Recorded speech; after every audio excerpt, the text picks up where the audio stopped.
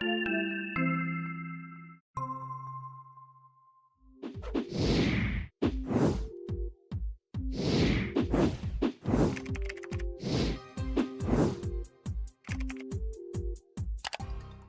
back.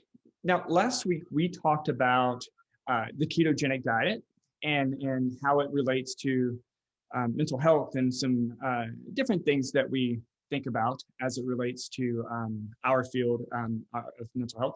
But in this week, we're going to expand that and talk about mental health as it relates to diet, especially as it relates to sugar and well, we'll just get down to diabetes and things like that.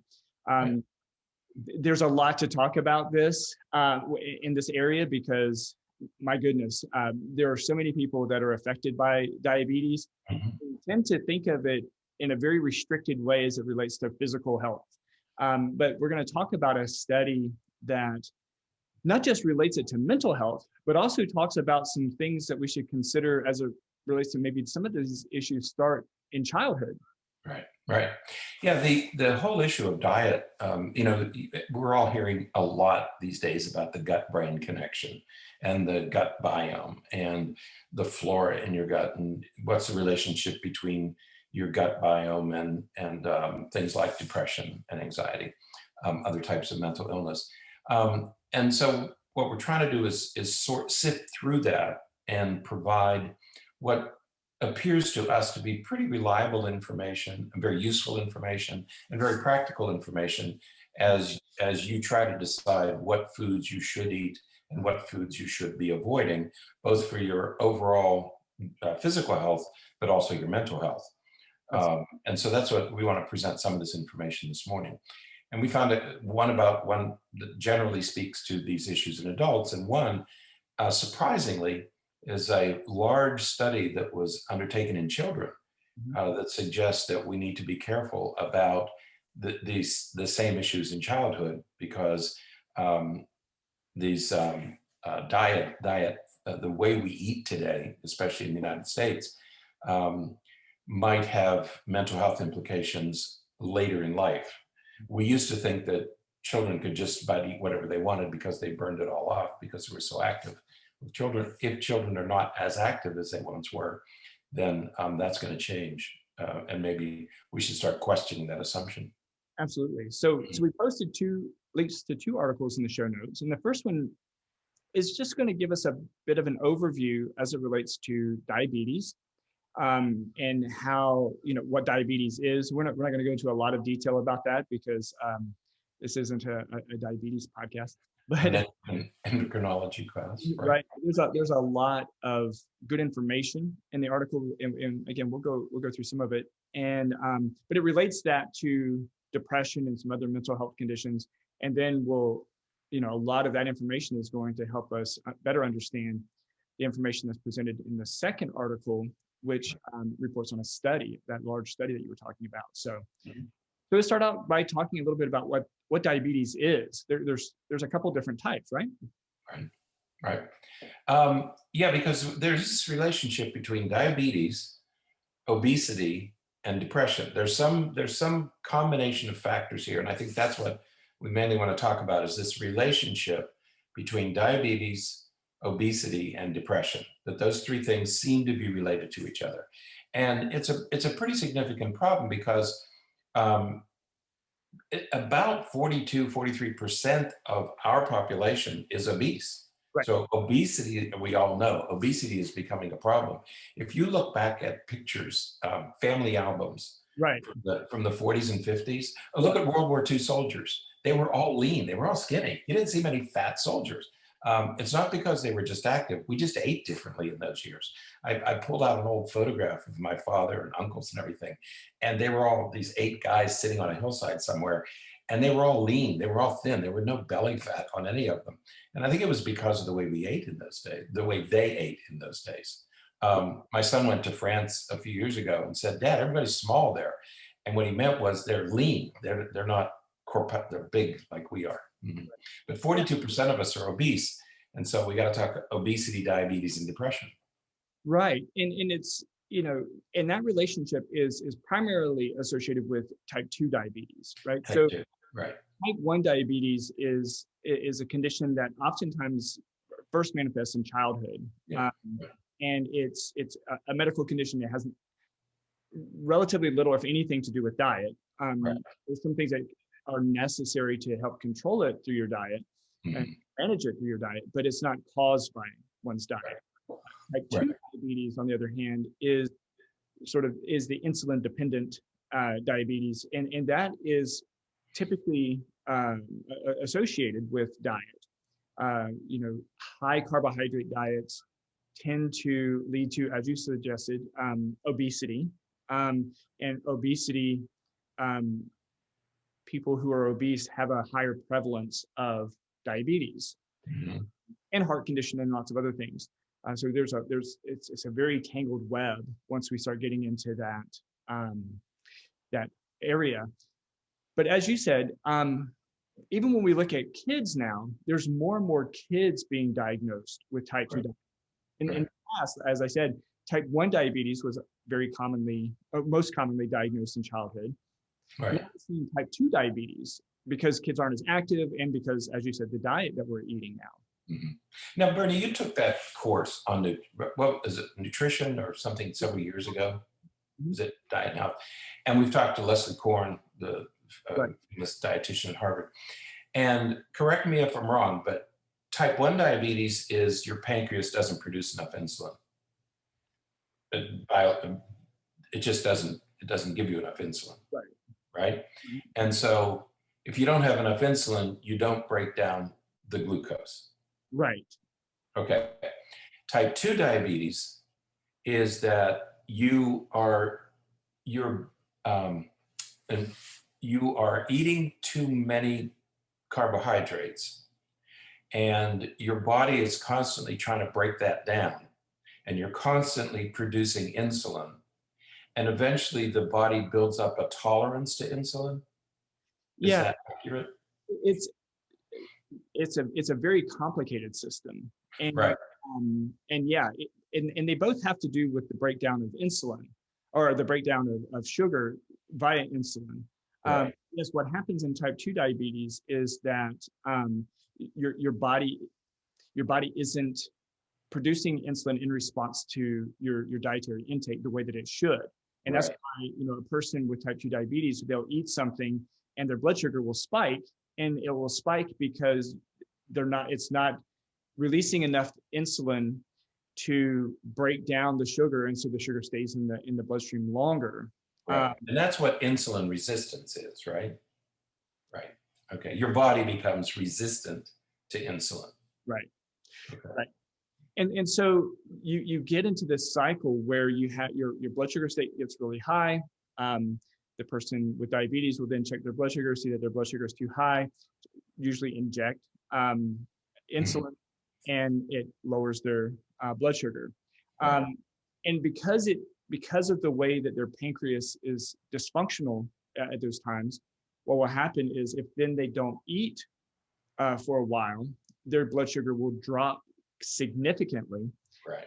That's when they need to drink some orange juice, or they need a small piece of candy or something like that to increase their blood sugar, because your blood sugar should stay at a pretty steady level. And once we have that insulin dependent or insulin resistant depression, or insulin resistant diabetes, then we have that tendency to have our blood sugar bouncing way up and way down throughout the day.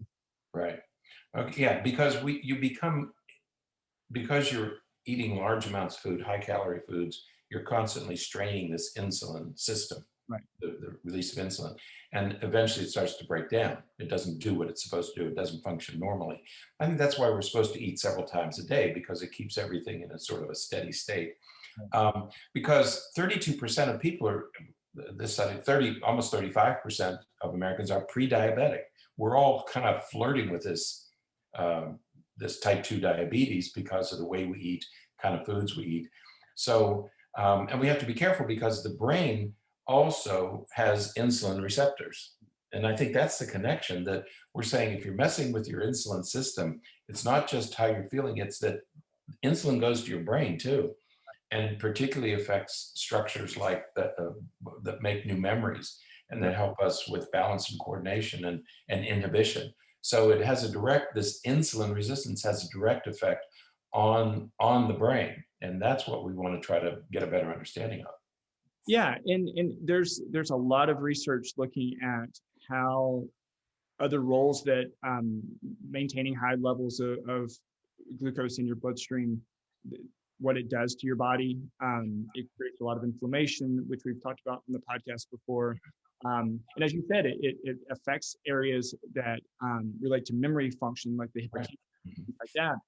So then it makes it to where it's not all that surprising that diabetes is strongly correlated with Alzheimer's. Yeah. Right. As we talked about, I think we talked about it a little bit last week, there are many researchers who are referring to Alzheimer's as type 3 diabetes. Right. That was, yeah. So strong that it looks like, it looks like they're related to that same sort of general condition. Right. Yeah, because Alzheimer's the early stages of Alzheimer's, it attacks those brain structures that make new memories. And that's what we know about Alzheimer's is they can't make new memories. They have stored memories, but they can't make new memories. So there is this connection between these insulin receptors in the brain, specific parts of the brain that are related to memory and motivation. So we know that certain areas are more affected than others. So well, I'm just going to say, because that's where we start to bridge into mood disorders, like depression, because depression is strongly related to motivation. And most people that you talk to with depression, one of the things that they say is that they don't have energy to do things that they want to do. And really what we're talking about there is the motivation. Why can't you get up out of bed? I just don't have the energy to do it. Well, you don't have the motivation to do it. If the house is on fire, you'd probably get up and run out of the bedroom. But otherwise, you don't have the motivation to do it. And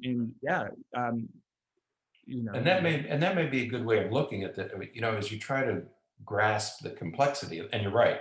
We've said many times we can't even explain the whole digestive system, how digestion works and metabolism and all that, because it's so complicated.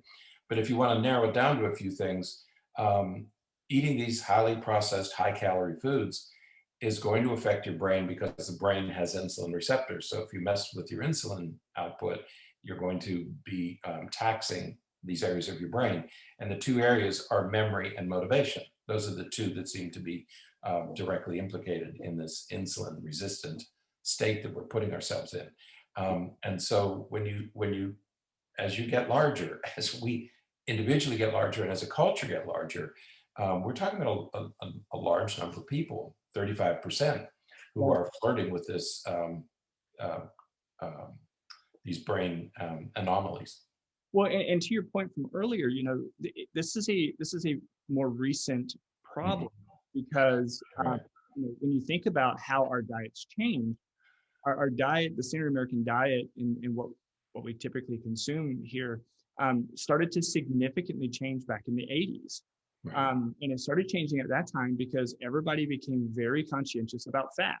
And so if you look back at things, that's when everything started to go fat-free and low fat, and you started to have all these other alternatives. Well, while that may be fantastic, on one hand, the problem is that there are two things that make food taste good: fat and sugar.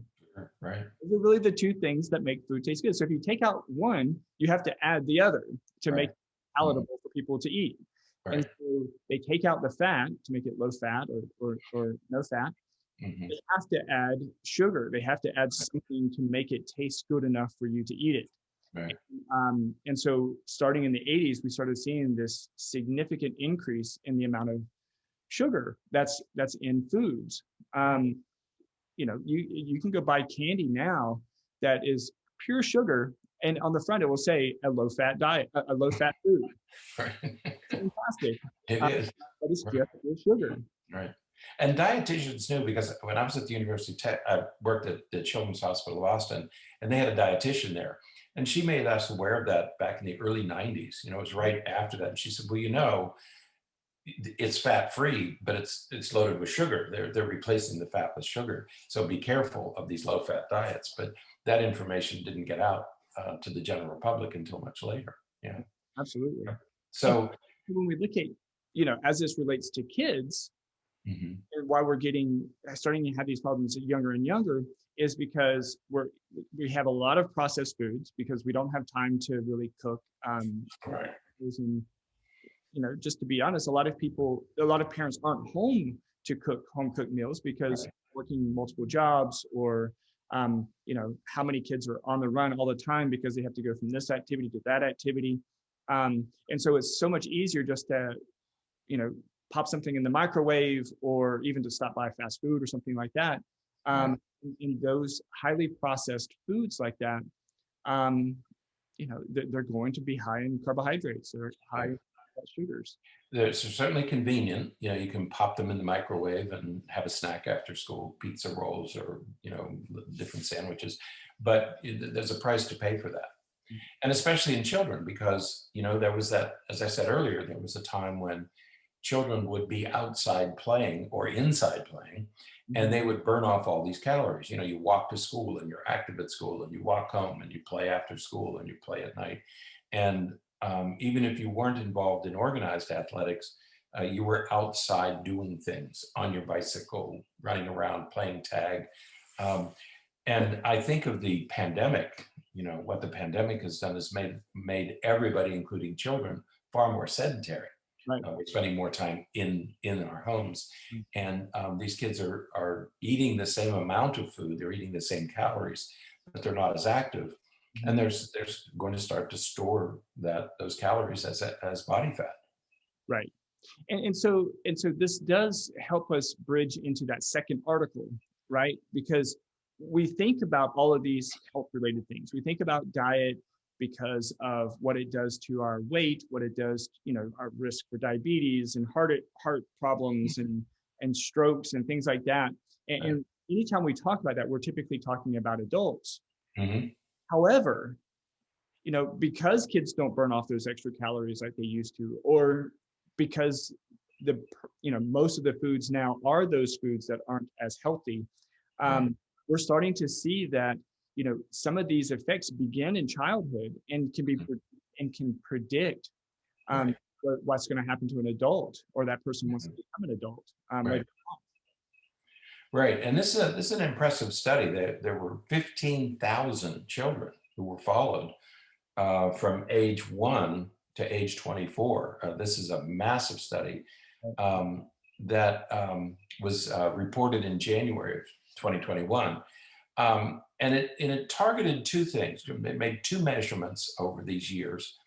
One was insulin, what were your insulin levels, and the other was body mass index, the amount of fat in your body.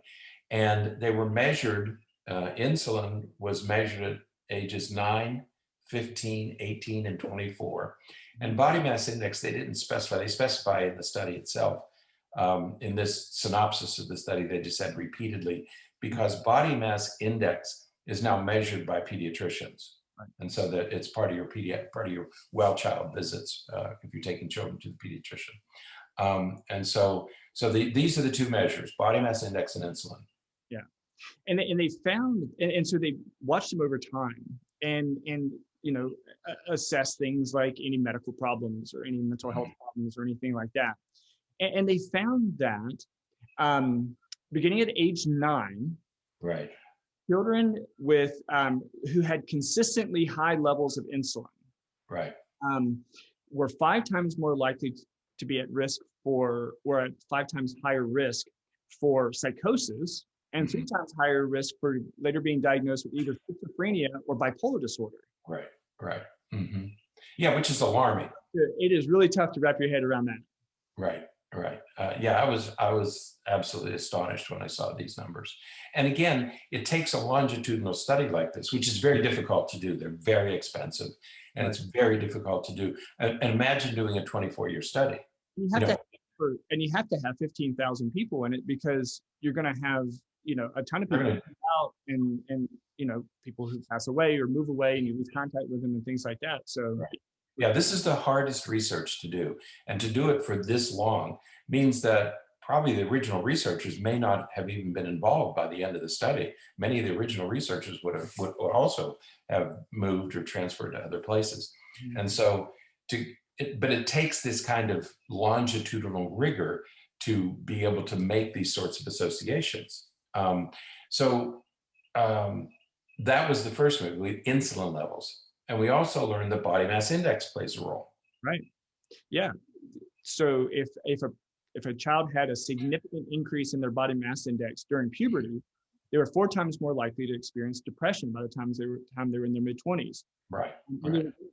they were also at higher risk for psychosis. Yeah. Again, thinking about like schizophrenia and maybe mania. Sometimes that's referred to as a psychosis. But yeah, so a significant increase in depression because of body mass index. And so, when you just look at these 2 variables, insulin levels and body mass index, we start to find these significantly elevated correlations with mental health, significant serious mental health conditions. Right. And we know that there's probably a bi-directional relationship. I mean, kids who are overweight and not social or teased, they may withdraw, and the withdrawal could also be related to the depression. But we acknowledge that, but at the same time, we have to remember that obesity and insulin levels are physical health risks. Right. And so regardless of why it's happening, you should still address these, you should still be concerned about these issues. It doesn't matter whether the child is depressed because they're being left out or they're depressed because of their diet. It doesn't matter. You have to take action. You have to do something about it. Right. And so when you think about what parents can do, again, some of these things are very manageable. Right. Monitoring your kids' BMI, making sure that they stay at a healthy weight, and you can deal with that through exercise and healthy diet and those kinds of things. Making sure that the pediatrician checks insulin levels and, making adjustments and changes as necessary. Don't just think that, well, you know what, it's fine. He's only 8 years old. He can eat a couple of Pop-Tarts in the morning before school and he'll be just fine. That's not a great way to start out your school day, for one. And for two, it sounds like it's not a great way to start out your, mental health life, because that's just not healthy for you. Right. Yeah. We talk about we talk about the paleo diet, right? Or remember the warrior diet that you did? Remember that? That's how people used to eat. Right. I mean, when you were very active, I grew up in Amish country. Okay. The Amish don't have machines. So everything they do, it has to be done by hand. Mm-hmm. Well, they get up in the morning and they have a meal that most of us couldn't consume. I mean, they'll eat pies for breakfast, and they'll eat bacon and bread, but they're going to burn all that off before noon. Right. Okay, because they're so active. I never saw an Amish person who was overweight because they were all active. Okay, and so let's monitor. So you monitor body mass index. You can do that with your pediatrician, and you can also check insulin levels. I hate to condemn pediatricians to having to check insulin levels for everybody, but it's probably, they only did it every few years. Right. Fasting insulin levels. So if we check body mass index and fasting insulin levels, we know that these 2 things are related to obesity. They are related to insulin resistance, and they are related to later mental health conditions. Absolutely. And then you make changes accordingly, and you think about, there are so many different diets out there. And there's so many things to choose from. But the nice thing is that there's so much help out there. Almost every particular diet, whether it's paleo or a ketogenic, like we talked about last week, or the Mediterranean diet, or South Beach, that you can just go through the list. There are tons of websites and tons of listservs and discussion boards and things like that can provide you almost all of the information that you need. Without having to purchase anything special. You just can go there and read about it and find out what's going to suit best for your family. Right. You know, and all of these diets, we mentioned paleo or Whole30 or Weight Watchers, the Mediterranean diet, the Atkins, it doesn't matter which one you choose. They all have a few things in common. And one of them is stay away from processed foods, Right. stay away from high empty calories, so highly processed foods, fruits and raw fruits and vegetables, cooked simply, Mhm. and very lean meat. So it's okay to eat meat, but eat lean meat. Mhm. And it doesn't matter I know that Weight Watchers changed their thing recently, and you can eat all the chicken you want. A chicken has 0 points. You don't do any points if you eat chicken. And so, regardless of the diet you choose, it's always those same three factors: avoid processed food, fruits and vegetables, and lean meat. Yep. And simply by doing that, you can make a significant difference not only in your life, but Right. the life of your kid now, and 20 years from now, Right. when he's or she is a young adult. And Yeah, it's just not worth the risk. I mean, we know that this risk factor exists. So let's be parents should be very, very cautious yeah, about this issue in their children, not only in themselves. Like you said, we typically think of diabetes as an adult disease. Well, it's not that simple. And maybe, not maybe, I think there's enough research now that suggests that we need to be considering all these things in children as well as adults. absolutely, Mhm. absolutely. Yeah, we need to make sure that we're thinking about that, and you're also sort of setting the stage for them as an adult, because Right. Mhm. as an adult the way that they eat typically as a kid, so Right. Yep. feel that Yep. importance with them. So Mhm. all right, well, that's it for today. uh, Okay. Hope you all have a great day. Until next time, stay happy, stay healthy, and forget to be afraid.